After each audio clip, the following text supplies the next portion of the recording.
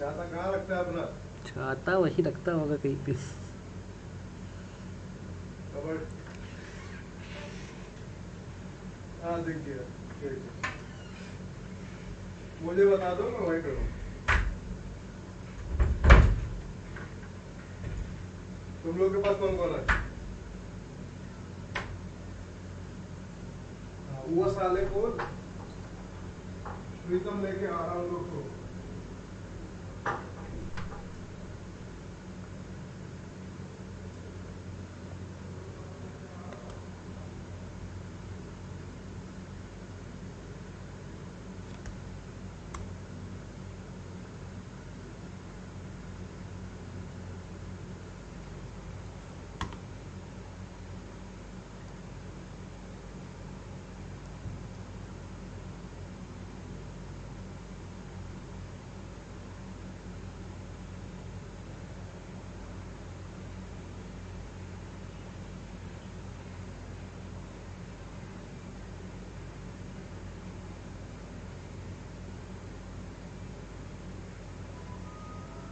Patanjali wellness centre Hyderabad పరమ పూజ్యులు యోగా గురువులు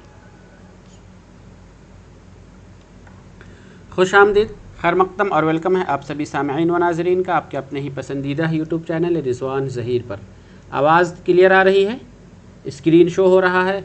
अगर सारी चीज़ें क्लियर है तो आप हमें कमेंट बॉक्स में बताइए, हम आज की वीडियो शुरू करें। आज की क्लास में हमारे साथ जुड़े हुए हैं एमडी चांद, साजिया तबस्सुम, अबाउट इस्लाम, अहसन आलम, सरवत फ़ातिमा, हसमत, गुफरान आलम, साबरीन परवीन, दानिश अनवर, सबा परवीन, हया, जावेद, अनवर आलम, एमडी इमरान, जास्मीन जहां। वालेकुम अस्सलाम आप सबों का। चलिए हम ठीक है, आवाज़ आ रही है, सारी चीज़ें क्लियर है तो बताइए, हम वीडियो शुरू करते हैं। आज की इस वीडियो में हम सब पढ़ने वाले हैं टीचिंग एप्टीट्यूड, यानी जिसे हम तदरीसी रुझान कहते हैं या हिंदी में शैक्षणिक क्षमता कहते हैं, उसके बारे में। ये सीरीज़ की 5वीं वीडियो। अब तक आपने पिछले वीडियो को नहीं देखी है तो चैनल पर सारे वीडियोज़ अवेलेबल हैं, आप उन्हें ज़रूर देख लीजिए। चलिए हम इसमें आज की इस वीडियो में जो हम जानेंगे कौमी कौंसिल बराए तालीम असाज़ा, जिसे हम शॉर्ट में NCTE कहते हैं। जो लोग भी बीएड या डीएलएड का एंट्रेंस देने वाले हैं तो बीएड में टीचिंग एप्टीट्यूड से 10 नंबर का पूछा जाता है और डीएलएड में 30 नंबर का पूछा जाता है। तो ये सेक्शन सभी स्टूडेंट्स के लिए बहुत ही ख़ास है। और आज की इस वीडियो वैसे भी बहुत ख़ास है क्योंकि आप फ्यूचर में टीचर बनने वाले हैं और टीचर का ताल्लुक NCTE से, national council for teacher education. जितने भी पूरे इंडिया में टीचर एजुकेशन के कॉलेजेस हैं, उन सभी कॉलेजेस को अफिलिएशन अप्रूवल कौन देता है? वो NCTE देता है। NCTE ही जो टीचर्स ट्रेनिंग कॉलेज के लिए एग्ज़ाम का पैटर्न क्या होगा, सिलेबस क्या होगा, कॉलेज का पैटर्न क्या होगा, पेडागोजी सब्जेक्ट क्या होगा, क्या पढ़ाया जाएगा क्या नहीं, यानी टीचिंग से रिलेटेड सारी चीज़ें क्या होती हैं वो NCTE से अप्रूव होती है। आप बहुत दफ़ा सुनते हो कि बहुत सारे कॉलेज जो है वो फेक है या वो जाली कॉलेज है, और कुछ कॉलेज है जिसे कहा जाता है कि नहीं ये मान्यता प्राप्त है, ये वैलिड है। तो कौन सा कॉलेज है जो वैलिड है और कौन इनवैलिड है, वो उसका काम कौन करता है? वो NCTE ही करता है। चलिए उसी चीज़ को हम थोड़ा सा और जान लेते हैं, लेकिन उससे पहले आप लोगों को इन्फॉर्मेशन कि अगर आप प्रीवियस ईयर क्वेश्चन हासिल करना चाहते हैं तो आपको मिल जाएगा, जिसमें 8 साल का क्वेश्चन होगा आंसर के साथ। कोर्स आपका बीएड या डीएलएड दोनों में से कोई भी कोर्स है। उसके अलावा आपको आपके सब्जेक्ट का एक्स्ट्रा नोट्स भी मिलेगा अगर आपका सब्जेक्ट बीएड में उर्दू या SST है। और जो जनरल सेक्शन का क्वेश्चन, जो जनरल सेक्शन में जैसे GK, Urdu, teaching aptitude, English और फिर मेंटल एबिलिटी, ये जो डीएलएड में पूछा जाता है या बीएड में पूछा जाता है, इन सभी सेक्शन का आपको एक्स्ट्रा नोट्स भी, मटेरियल भी मिलेगा। ये चीज़ें आप हासिल करना चाहते हैं तो मेरा व्हाट्सएप नंबर है 8804447155। आप इस नंबर पर हमसे कांटेक्ट करके हासिल कर सकते हैं। तो चलिए अब हम असल टॉपिक की तरफ आते हैं जो आज हम पढ़ने वाले हैं। आज की इस वीडियो में हम पढ़ेंगे जो चीज़ें आपके सामने यहाँ पर दी गई हुई हैं, हम इन्हीं चीज़ें को करके देख रहे हैं कि क्या क्या दी हुई है। बाकी अगर आपको एडमिशन से रिलेटेड कोई और कन्फ्यूज़न या डाउट, कोई परेशानी वगैरह है तो आप हमें लाइव के एंड में पूछ सकते हैं, क्योंकि अभी तो आपकी क्लास ले जा रही है। बाज़ दफ़ा होता है कि मैं पढ़ाता रहता हूँ, उसी वक्त आपके सवाल वगैरह आते हैं, तो ये थोड़ा सा परेशान कर देता है क्योंकि ध्यान भटकता है। तो कोशिश कीजिए कि हम लास्ट में जब भी वीडियो एंड होगी, क्लास एंड होगी, उसके बाद हम 5 मिनट का टाइम देंगे। उस 5 मिनट में आप हमसे सवाल करके पूछ सकते हैं या जान सकते हैं। चलिए, हम यहाँ पर सबसे पहले चीज़ जो देख रहे हैं क्या है, एनसीटी। एनसीटी का 1973 में मकसद तालीम से मुतालिक रियासती और मरकज़ी हुकूमत को सलाह मशवरा देना था। एनसीटी का मकसद शुरू में क्या था 1973 में, रियासत यानी स्टेट या राज्य और मरकज़ी हुकूमत यानी सेंट्रल गवर्नमेंट, केंद्रीय हुकूमत जो है वो उसको सलाह व मशवरा यानी गाइडलाइंस देना था। ठीक, 1993 में इसे पार्लियामेंट एक्ट तहत कानूनी दर्जा दिया गया। एनसीटी को कानूनी दर्जा कब दिया गया, 1993 में दिया गया। कौमी कौंसिल बराए असातिज़ा तालीम का क़याम पार्लियामेंट के तहत कब अमल में आया, 17 अगस्त 1995 को अमल में आया था। कौमी कौंसिल बराए असातिज़ा का क़याम आपसे अगर ये पूछा जाए, एग्ज़ाम्स में ये पूछा जाता है कि इसका एस्टेब्लिशमेंट कब हुआ एनसीटी का, तो 1995 में। इसी से रिलेटेड एक और आपसे क्वेश्चन जो आप लोग नीचे कमेंट बॉक्स में बताइए कि मिड डे मील यानी एमडीएम जो स्कूलों में दिन का खाना दिया जाता है उसकी शुरुआत कब हुई थी। बताइए क्या होगा। एमडीएम आपके लिए एक मैं क्वेश्चन दे रहा हूँ, मिड डे मील इसकी शुरुआत कब हुई थी। यहाँ पर एनसीटी का एस्टेब्लिशमेंट 1995 में हुआ। एनसीटी का सेंटर या हेड क्वार्टर कहाँ है, तो हेड क्वार्टर या मरकज़ी मकाम आपका दिल्ली में है। ठीक, नेक्स्ट है एनसीटी हिंदुस्तान में तालीम का मेयार काम करने, उसूल और असातिज़ा के लिए उसूल व ज़वाबित तय करने का काम करती है। एनसीटी क्या करती है, हिंदुस्तान में तालीम का मेयार यानी एजुकेशन का जो क्वालिटी है या लेवल जो है उसको बनाए रखने और असातिज़ा यानी टीचर्स के लिए उसूल व ज़वाबित, टर्म एंड कंडीशन, शर्त बनाती है और उस पर अमल भी कराती है। उसके अलावा ये तो एक एनसीईआरटी हो गया, सॉरी एनसीटी हो गया।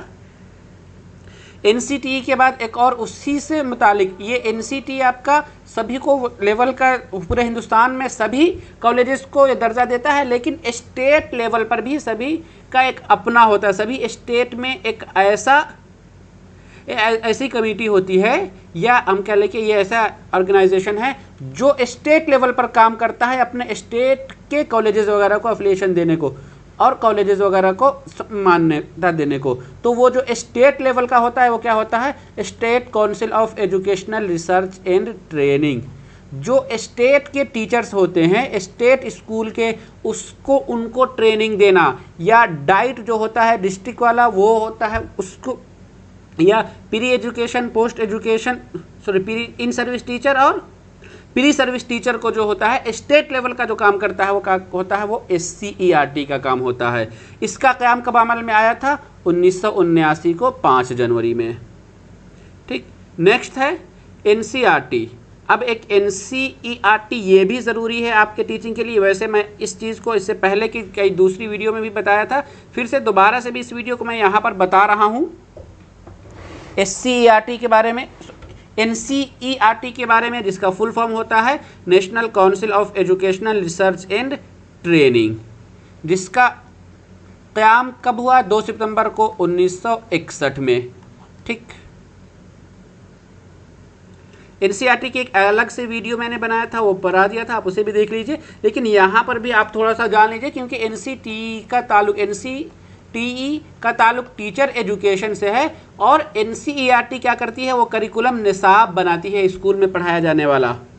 तो जो टीचर होगा वही पढ़ाएगा ना, तो इसका भी ताल्लुक उसी से है।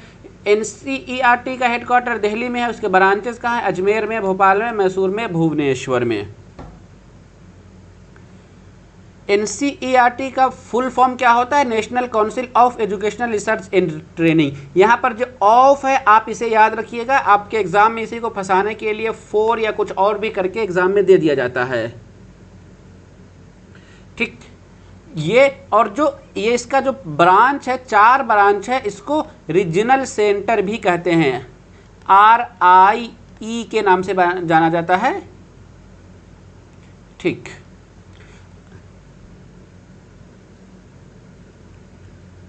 नेक्स्ट है, अब उसमें एक और उसी से मुतालिक है, टीचर एजुकेशन से ही मुतालिक, कैब का, CAB central Advisory Board of education, जिसका होता है कौमी इस्लाहकार बोर्ड बराए तालीम, जो एजुकेशन या स्टेट या गवर्नमेंट को जो एडवाइजरी देता है, एडवाइस देता है, वो क्या होता है? Central Advisory Board of education, इसका फुल फॉर्म आपका कैब आता है। CBSE तो आप सब लोग जानते ही हैं, जिस तरीके से वो एक बोर्ड है, सभी स्टेट में अपना एक स्टेट बोर्ड होता है, उसी तरीके से एक ये सेंटर का बोर्ड है, ये सबका कॉमन बोर्ड है CBSE। CBSE भी एक बोर्ड है जो 10th-12th कराती है, या उसके अलावा और भी कुछ एग्ज़ाम्स वगैरह देते हैं। जैसे हाँ, जो टीचिंग एग्ज़ाम में आप लोग अगर BEd या DLEd करेंगे, उसके बाद फिर CTET का एग्ज़ाम देंगे, तो CTET का एग्ज़ाम कौन कराती है? वो CBSE कराती है। इसका क़याम 1929 में हुआ था, इसका हेडक्वार्टर भी दिल्ली में है। उसी तरीके से एक और बोर्ड है CBSE के अलावा, ICSE board, Indian certificate secondary education. इसका ये क्या है, आप इसको भी याद रखिएगा, ICSE किसे कहते हैं। उसके अलावा एक और अहम है नीपा, जो न्यूपा बाद में चल के फिर इसे न्यूपा हो गया था, न्यूपा से नीपा, इस तरीके से है।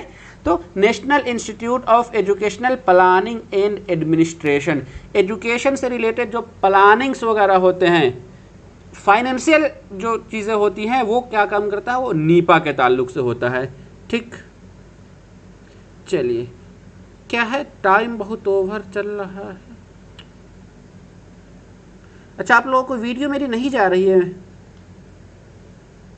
ऐसा क्यों है जी? कौन है? मुसर्रत परवीन को वीडियो नहीं, आप लोगों को वीडियो दिखाई दे रही है? अच्छा, वीडियो अभी मेरी जा ही नहीं रही, मैं वीडियो से पढ़ के चला गया। चलिए, अब हम सवाल और जवाब पर आ जाते हैं, देखते हैं कि सवाल और जवाब क्या है।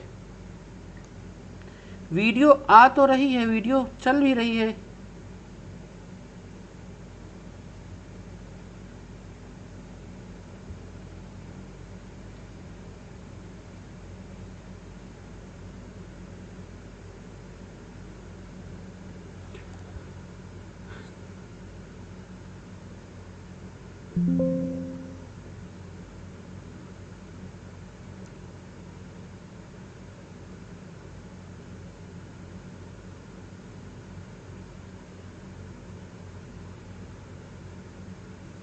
चलिए, अब हम सवाल और जवाब पर आ जाते हैं। सवाल जवाब आपके सामने अब आ गया। इससे पहले मैंने NCERT के बारे, NCT, NCERT, CBSE या कैब, ये जो भी हैं उन सभी के बारे में आपको बता दिया।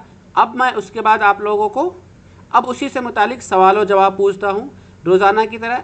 तो अब सवाल और जवाब, आपके स्क्रीन पर सवाल दिए हुए हैं, बताइए क्या होगा इसका दुरुस्त जवाब। NCTE का फुल फॉर्म क्या है? NCTE का फुल फॉर्म क्या है?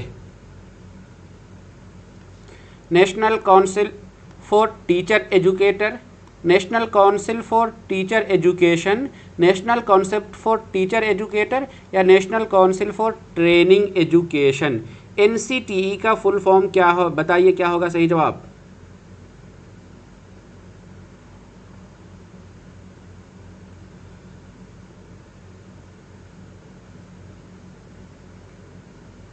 NCTE का फुल फॉर्म क्या है?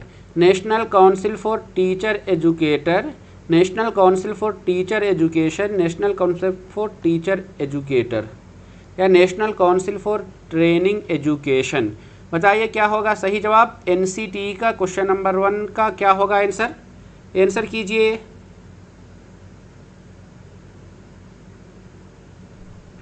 NCTE तजवीर सुल्ताना, वन का C है, सना, कमर, फरजाना, सजल, मुमताज़, सबा, आलिया, फरजाना, सब लोग आंसर दे रहे हैं। देखिए NCT national council for teacher education, teacher educator यहाँ पे आ गया, ये कट हो जाएगा। नेशनल काउंसिल फॉर ये तो ठीक लग रहा है। नेशनल कॉन्सेप्ट यहाँ पे ये गलत हो जाएगा सी में। National council for training education D में ये गलत हो जाएगा। आपका सिर्फ सी बच गया, ये राइट आंसर है।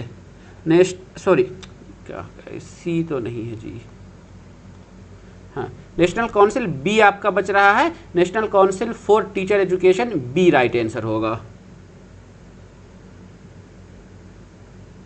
नेक्स्ट है एनसीईआरटी का फुल फॉर्म क्या है?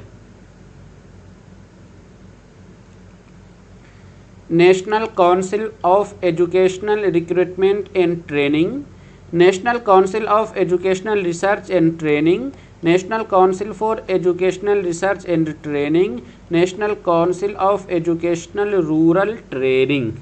बताइए क्या होगा सही जवाब क्वेश्चन नंबर 2 का?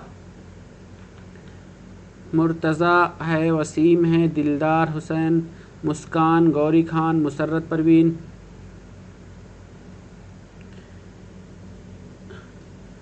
Question number 2 NCERT. यहाँ पर आपको तो जो रिक्रूटमेंट है क्वेश्चन नंबर 1 में ये आपका कट जाएगा। National Council of Educational Research and training ठीक है, बी हो सकता है। फिर national council for Educational Research and training, अच्छा हाँ यहाँ पर भी है, बाकी ठीक है। एक ही चीज़ का इसमें डिफरेंस है। National Council of Educational rural, तो रूरल तो नहीं है, ये कट हो जाएगा। यहाँ पर ये रिक्रूटमेंट कट हो गया। बट आपका बी और सी में कन्फ्यूज़न होता है, आप इसे ज़रूर याद रखिएगा कि इसमें एनसीईआरटी में 4 नहीं है, 4 नहीं है बल्कि क्या है, ऑफ है। वही एनसीटीई में, एनसीटीई में 4 है, तो वहाँ पर आप याद रखिएगा कि 4 कहाँ है, एनसीटीई में, और एनसीईआरटी में ऑफ है। तो राइट आंसर आपका ऑप्शन बी हो जाएगा। अभी तो ऊपर आप लोगों को नीचे यहाँ वीडियो में दिखाया गया था, बताया गया था कि यहाँ पे ऑफ लगा हुआ है national Council of Educational Research and training, फिर भी कुछ लोग सी जवाब दे रहे हैं।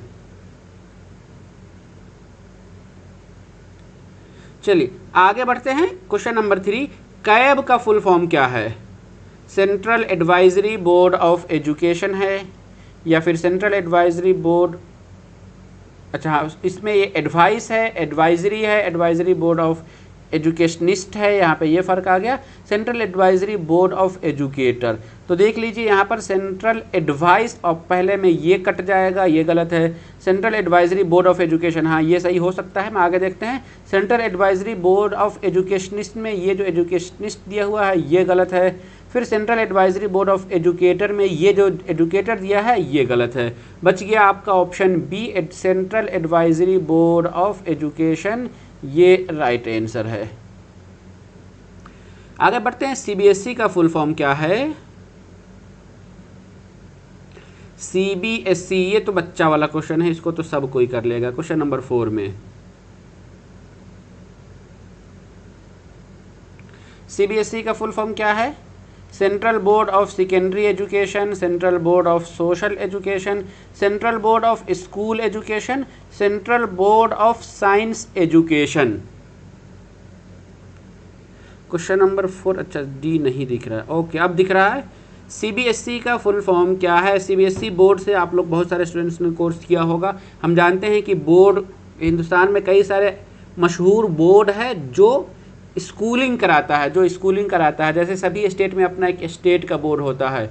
यूपी वालों का अलग है, इलाहाबाद बोर्ड है। बिहार वालों का बिहार बीएसईबी है, Bihar school examination board. Bihar में जो मदरसा से करते हैं उनका मदरसा बोर्ड हो जाता है BSMEB, बिहार स्टेट मदरसा एजुकेशन बोर्ड। उसी तरीके से जो अपना जिस स्टेट से बिलोंग्स करते हैं उस स्टेट का एक बोर्ड होता है। लेकिन उसके अलावा एक सेंट्रल बोर्ड भी है जो आपका सीबीएसई होता है। इसके अलावा और भी कुछ बोर्ड्स है, NIOS वगैरह भी एक बोर्ड ही है क्योंकि वो भी कराती है, इग्नू वगैरह भी कराती है। ज़्यादातर लोग मुझे पता है कि इसमें से BSEB वाले होंगे, बिहार स्कूल एग्जामिनेशन बोर्ड वाले। सीबीएसई का फुल फॉर्म, और हाँ बोर्ड का एक और चीज़ है कि बोर्ड किस लेवल तक की पढ़ाई कराती है, तो बोर्ड आपका 12th तक, कुछ जगहों पे 12th जो है वो कॉलेज हो जाता है, जैसे तेलंगाना में 12th मैथ इंटरमीडिएट जो होता है उसको जूनियर कॉलेज बोलते हैं, जूनियर कॉलेज। तो कुछ जगहों पे 12th बोर्ड कॉलेज से भी होता है, लेकिन कुछ जगहों पे बोर्ड से भी 12th होता है। तो हम ये मानते हैं कि बोर्ड कहाँ तक, 12th तक बोर्ड होता है। यहाँ राइट आंसर है central board of secondary education. और इसका एस्टेब्लिशमेंट कब हुआ था बताइए, सीबीएसई का आप लोग को ऊपर बताया गया है। SCERT का फुल फॉर्म क्या है?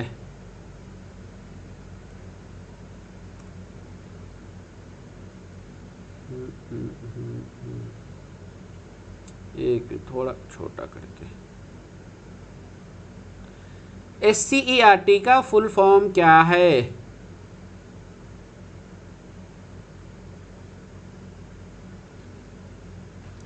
SCERT state committee of Educational Research and training. यहाँ पे जो कमिटी आपको दिखाई दे रहा है ये कट कर देंगे। State Council of Educational Research and training, क्या ये हो सकता है? एजुकेशनल, अच्छा रेफरेंस यहाँ पे दे दिया गया तो आप इस रेफरेंस को भी कट कर दीजिए। फिर State Council of Educational Research and Treatment, option C में यहाँ पे आपका ट्रीटमेंट है, ये गलत है। State Council of Educational Research and Training ये बिल्कुल सही आ रहा है। SCERT ये स्टेट लेवल का, सभी स्टेट का जो अपना एक बोर्ड होता है वो SCERT कहलाता है। फारियानाज 1929 में CBSE बिल्कुल सही है। आगे बढ़ते हैं, नीपा का फुल फॉर्म क्या है? नीपा का फुल फॉर्म क्या है? National Institute of Educational Planning and Administration, National Institute of Educational Planning and Admission, National Institute of Educational Planning and Administration, National Institute of Elementary Planning and Administration. यहाँ पर National Institute of Educational Planning and Administration option A में दिख रहा है, मुझे तो ये बिल्कुल सही लग रहा है, कहीं गलत नहीं है। बाकी देखते हैं, National Institute of Educational Planning and Admission, B वाले में जो एडमिशन है ये गलत हो जाएगा। सी वाले में national Institute of Educational planning, national Institute of Educational Planning and administration. अच्छा ये दोनों बिल्कुल सेम हो गया है, कुछ फ़र्क है? अच्छा इंस्टीट्यूशन यहाँ पर फ़र्क है बी में, सी में, इस वजह से हम इसको भी क्या कर देंगे, इसको भी गलत मानेंगे। बहुत बारीकी से देखना पड़ता है, नहीं तो हो सकता है कि आप लोग एग्ज़ाम में जल्दबाजी में गलती कर दे, अब ध्यान ही नहीं दे, लगे कि दोनों तो एक ही लग रहा है, तो यहाँ पे इंस्टीट्यूशन जो है ये गलत हो जाएगा। उसके बाद National Institute of Elementary Planning, यहाँ पर एलिमेंट्री जो है ये गलत हो जाएगा। बस आपका ए बच रहा है जो कि राइट आंसर है, National Institute of planning and administration. अगला क्वेश्चन है, NCERT का क़याम कब अमल में आया? NCERT national Council of Educational Research and training जो है, इस क्वेश्चन का बताइए क्या होगा? क्वेश्चन नंबर 7 में राइट आंसर। सबा परवीन मुसर्रत का वीडियो रुक रहा है, ऐसा क्यों है?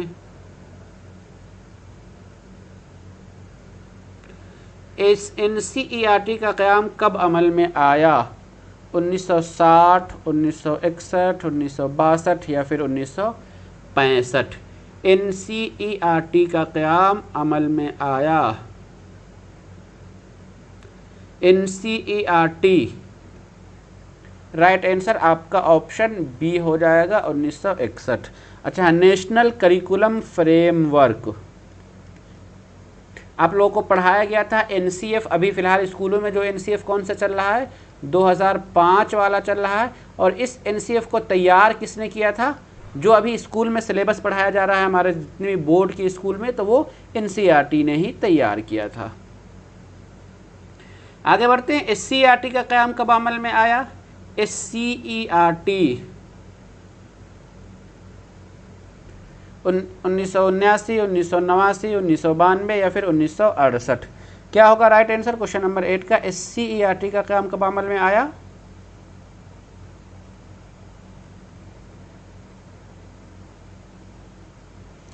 SCERT उरूज फातिमा क्या लिख रहे हैं? यशपाल नहीं, वो यशपाल कमेटी तो अलग चीज़ है। यशपाल कमेटी तो एक लर्निंग विदाउट बर्डन की है। SCERT का काम क्वेश्चन नंबर 8 का राइट आंसर हो जाएगा ऑप्शन ए 1979। ये स्टेट लेवल पर जो काम करती है, अपने स्टेट के स्कूल के टीचर्स को ट्रेनिंग देना, उसके सिलेबस बनाना और टीचर्स वगैरह को अपडेट्स देना, वो सारी चीज़ें। आगे बढ़ते हैं। नीपा का क़याम कब अमल में आया? Question number 9। नीपा का क़याम कब अमल में आया था? 1961 में, 64 में, 52 में या फिर 62 में? नीपा बताइए क्या होगा राइट आंसर क्वेश्चन नंबर 9। तो नीपा का क़याम जो है वो आपका 1962 में है, 1962। ओके, आप लोग चैट में बहुत ज़्यादा इधर उधर की बात कर रहे हैं, इधर उधर की बात ना कीजिए, सवाल और जवाब पर आइए, सवाल का जवाब दीजिए। नीपा का एस्टेब्लिशमेंट है 1962। अगला है CBSE का क़याम कब अमल में आया?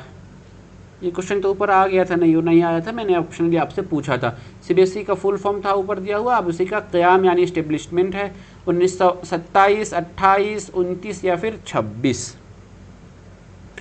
तो इसमें आपका जो 1929 है ये आपका राइट आंसर हो जाएगा। CBSE का क़याम 1929 में अमल में आया। नेक्स्ट क्वेश्चन है NCTE की कितनी शाखें हैं? 2, 3, 4, 5। NCTE की शाखें, शाख कहें तो ब्रांच, कितनी हैं? जिन लोगों ने वीडियो को लाइक नहीं किया है प्लीज़ वीडियो लाइक कर दीजिए ज़रूर। NCTE की शाखें 2, 3, 4, 5। चलिए यहाँ पर आपका 4 हो जाएगा। ओके,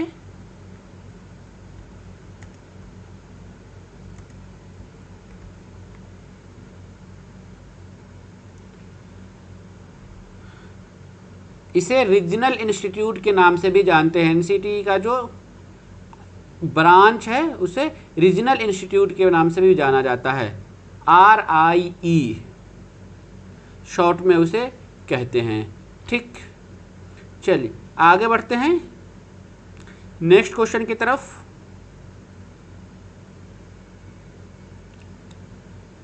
क्वेश्चन नंबर 11 के बाद आई थिंक लगता है क्वेश्चन यहीं पे ख़त्म हो गया।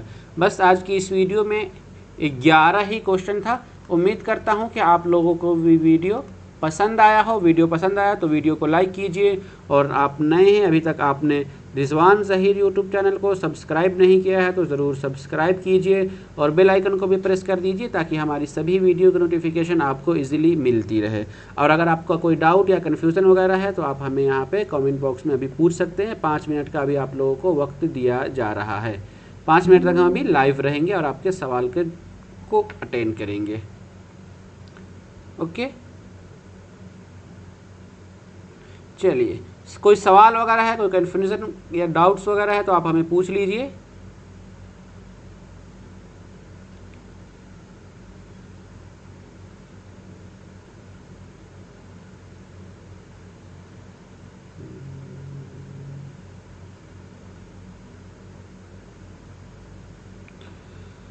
आपके सवाल देखिए, EWS का मसला एक है। EWS तो आप अपने ब्लॉग से बनवाइए, वो तो अभी आपको वो EWS देना नहीं है। यूनिवर्सिटी को ये नहीं कि अभी आपको यूनिवर्सिटी EWS देना है, बल्कि सिर्फ आपको ये टिक करना है, बताना है कि हाँ मेरे पास EWS है या मेरे पास EWS नहीं है। अगर मतलब अगर आपको लगता है कि हम बनवा लेंगे अपना EWS तो ज़रूर EWS को आप टिक कीजिए, या फिर OBC या जिस कैटेगरी से भी बिलोंग्स करते हैं उससे टिक कीजिए। लेकिन अगर आप लगता है कि नहीं मेरा नहीं बन पाएगा तो मत टिक कीजिए, क्योंकि अगर आपका सिलेक्शन जिस कैटेगरी से होगा उसी कैटेगरी से आपको उस कैटेगरी का सर्टिफिकेट देना होगा। अच्छा, एक क्वेश्चन NCF का खाका 4 बार पेश किया गया। हाँ बिल्कुल, NCF 4 मरतबा आया है। अभी जो चल रहा है वो 2020 वाला है। ठीक।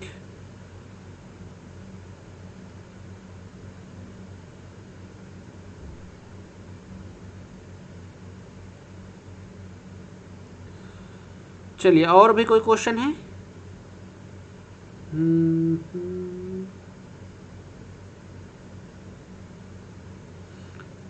क्या है? बीएड एंट्रेंस का फॉर्म एहतशाम पूछ रहे हैं। हाँ बिल्कुल, बीएड एंट्रेंस का फॉर्म अप्लाई हो रहा है। 28 मई लास्ट डेट है फॉर्म अप्लाई का। सर कैसे, क्या तजवीर सुल्ताना का दिन में एक क्वेश्चन से डी किया था, क्वेश्चन सेंड किया था, शायद मैं नहीं देख पाया हूँगा, फिर से अभी देखूंगा तो आपको उसका रिप्लाई कर दूंगा। ओके। ऑनलाइन फॉर्म कैसे करें यार? ऑनलाइन फॉर्म अप्लाई, शादमान का क्वेश्चन है। मैं एक फॉर्म वीडियो बनाया था, पूरी वीडियो बना लिया, उसमें एडिटिंग भी मैक्सिमम एडिट कर लिया। लास्ट का जब कुछ थोड़ा सा बचा तब जाके मैं देख रहा उसमें ऐसा प्रॉब्लम आ गया कि उस वीडियो को फिर से दोबारा से शूट करना पड़ेगा। इसी वजह से परेशानी हो जा रही, नहीं तो अभी तक वीडियो आ गई होती। जिस दिन नोटिफिकेशन है उसी दिन वीडियो आ जाती, लेकिन मसला हो गया था। अदीबा नाज का एमए डिस्टेंस वाले का भी फॉर्म अब फिलअप करने का लास्ट डेट 24 नहीं, एमए डिस्टेंस का जुलाई अगस्त तक नोटिफिकेशन आएगा, अभी सिर्फ रेगुलर का है। अच्छा वाहिदरन, क्लास लॉन्ग कीजिए। हाँ क्लास लॉन्ग करेंगे इंशाल्लाह, 1-2 दिन में। अब अगली आने वाली जो क्लासेस होंगी वो लॉन्ग होंगी। सिबगतुल्लाह शाहिद कर रहे सर, बीएड का फॉर्म एसएसटी और उर्दू दोनों से भर सकते हैं? हाँ, अपना मोबाइल नंबर और ईमेल आईडी चेंज करके, ऑफिशियली अलाउ तो नहीं है बट आप भर सकते हैं, अपना रिस्क ले सकते हैं, उससे कोई प्रॉब्लम नहीं होगी। आफरीन खातून, हाँ बिल्कुल, जो ईडब्ल्यूएस से रहेगा वो है। मैं ये बता रहा हूँ कि जो जिससे बिलोंग्स करता है, अगर आप ओबीसी से बिलोंग्स करते हैं तो अपना ओबीसी ज़रूर बनवा लीजिए क्योंकि उसका बेनिफिट मिलेगा। ईडब्ल्यूएस से बिलोंग्स करते हैं तो ईडब्ल्यूएस ज़रूर बनवाइए ताकि उसका आपको फ़ायदा मिल सके।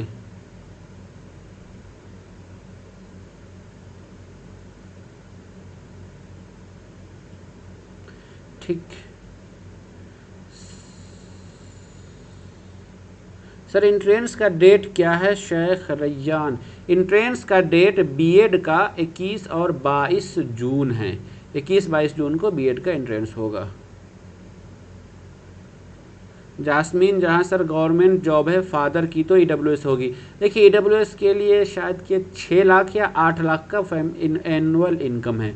अगर आपका उससे कम फैमिली का इनकम आ रहा है पूरे साल का तो आपका बन सकता है, नहीं तो नहीं बनेगा।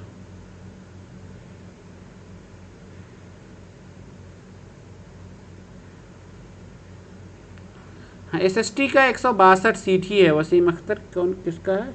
हाँ वसीम अख्तर का उतने ही सीट है मानू के सभी ब्रांचेस का मिलाकर। तजवीर सुल्ताना का बीएड डिस्टेंस से होता है? हाँ बीएड डिस्टेंस से होता है, लेकिन उसके लिए क्राइटेरिया बहुत सख्त है। वो बीएड डिस्टेंस से वही कर सकते हैं जो ऑलरेडी टीचिंग सर्विस में है और डीएलएड रेगुलर मोड से किया हुआ हो।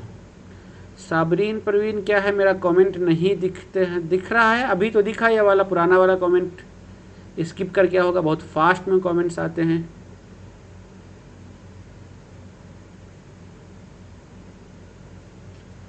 सना कमर है, बीएड में फॉर्म अप्लाई के लिए कौन सा डॉक्यूमेंट लगता है? देखिए बीएड फॉर्म अप्लाई में आपका कोई भी डॉक्यूमेंट नहीं लगता है, सिर्फ बेसिक आपको अपना पर्सनल डिटेल्स देना पड़ता है, गार्जियन डिटेल्स देना पड़ता है, एड्रेस देना है, फ़ोटो सिग्नेचर अपलोड करना है और एक मार्कशीट आपको अपलोड करना है, वो जो आपने 10th 12th या ग्रेजुएशन किसी लेवल पर पढ़ा था, बस वही एक मार्कशीट। ठीक, बाकी फाइनल ईयर का आप जिस कोर्स में एडमिशन लेना चाह रहे हैं उसके लिए जो फाइनल ईयर का कोर्स है वो रिजल्ट आ चुका है तो सिर्फ मार्क्स डालेंगे, नहीं आया है तो अवेटेड कर देंगे, आप बात ख़त्म हो जाएगी। हाँ सबरीन परवीन, सर एंट्रेंस का एग्ज़ाम का कहाँ सेंटर? एंट्रेंस का एग्ज़ाम के लिए लगभग 26 सेंटर्स है, आप वो देख सकते हैं। मैंने जो पहली दूसरी वीडियो बनाई थी प्रोस्पेक्टस के रिगार्डिंग, उसमें मैंने एंट्रेंस टेस्ट का सेंटर बताया था। नेक्स्ट है फिज़िक्स में कितना सीट है? वो कल की वाली वीडियो को देख लीजिए, उसमें मैंने बताया था, या एक अलग से मैं वीडियो बना दूंगा उस पर। फिर से ये सवाल बार बार आ रहा है कि किस सब्जेक्ट में कितनी सीट है, तो आने वाले दिनों में कल या परसों में एक वीडियो में बना दूंगा ताकि समझ में आ जाएगा।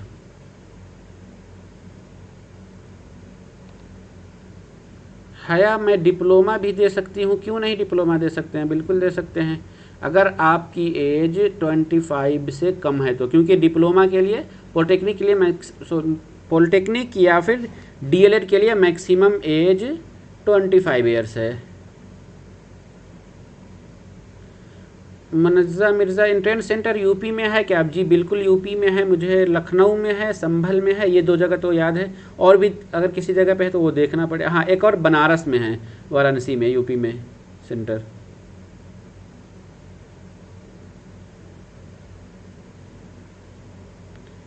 ठीक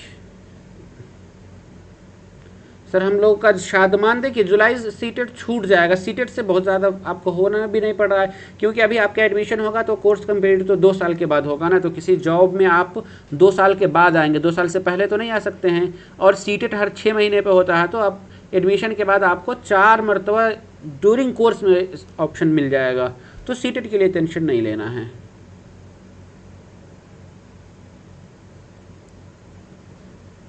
ठीक, सना कमर, हाँ बिल्कुल, डिस्टेंस से बीएड करने के लिए रेगुलर मोड का डीएलएड होना ज़रूरी है। और बीसी वाले का मुसर्रत परवीन, देखिए BC1, BC2, EBC, ये इस तरीके का कॉन्सेप्ट सिर्फ स्टेट लेवल पे चलता है। सेंट्रल लेवल पे सिर्फ OBC होता है, NCL होता है, वो भी NCL वाला, non creamy layer other backward class OBC। तो आप अगर यहाँ डाल रहे हैं सेंट्रल गवर्नमेंट लेवल पर, अगर आप OBC का बेनिफिट लेना चाहते हैं तो आपको देना ही पड़ेगा, आपका सेंट्रल लेवल वाला OBC बनवाना पड़ेगा। आप इस बात को याद कर लीजिए।